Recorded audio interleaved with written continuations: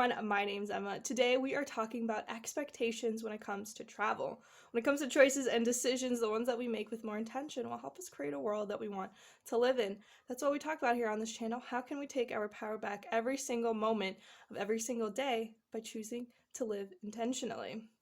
We all have expectations about many things, but especially when it comes to travel. I want to talk a little bit more about how expectations can create experiences in ways that we may not necessarily want.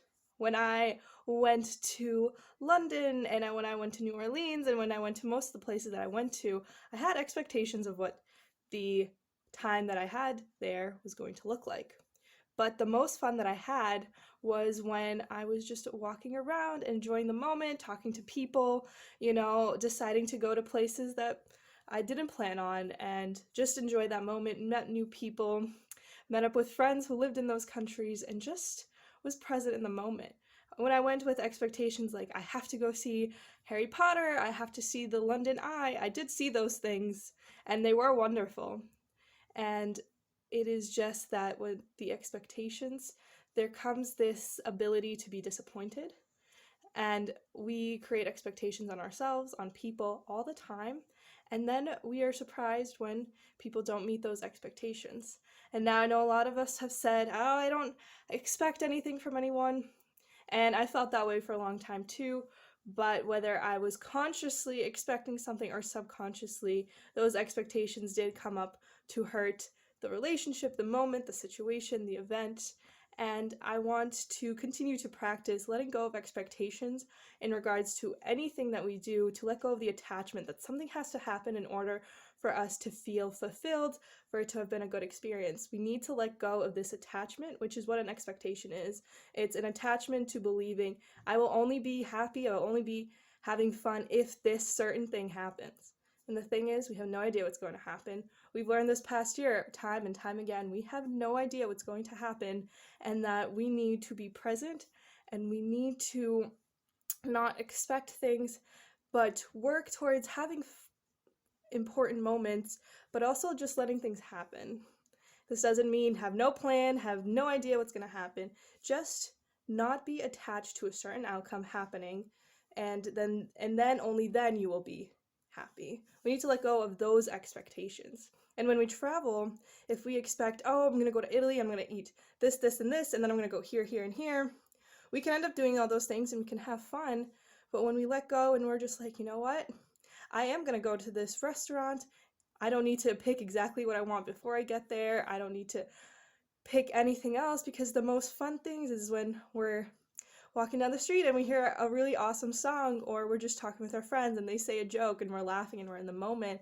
And words really do reflect either the past or the future. They can't really describe the present. When you're laughing with someone, those words that you said to create that laughter really don't matter as much as when you're enjoying that moment and laughing with someone, smiling, when you're hugging someone, when you feel this connection to another person.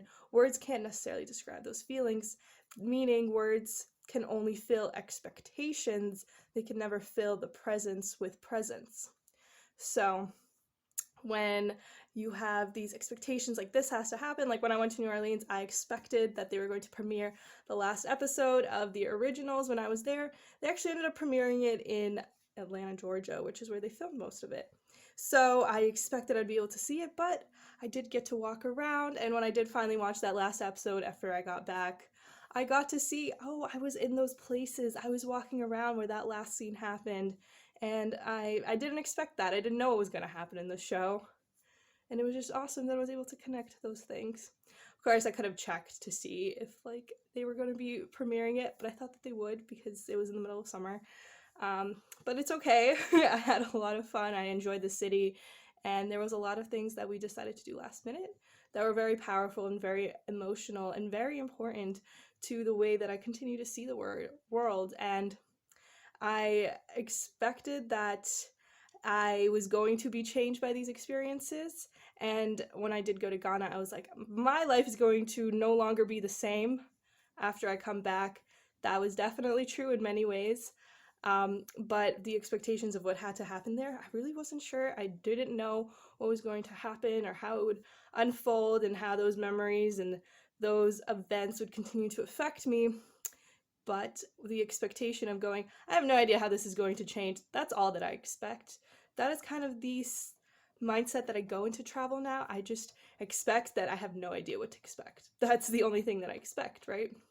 Is I have no idea what's going to happen. I have no idea who I'm going to meet. I have no idea what events I'm going to go to, what experiences I'm going to have.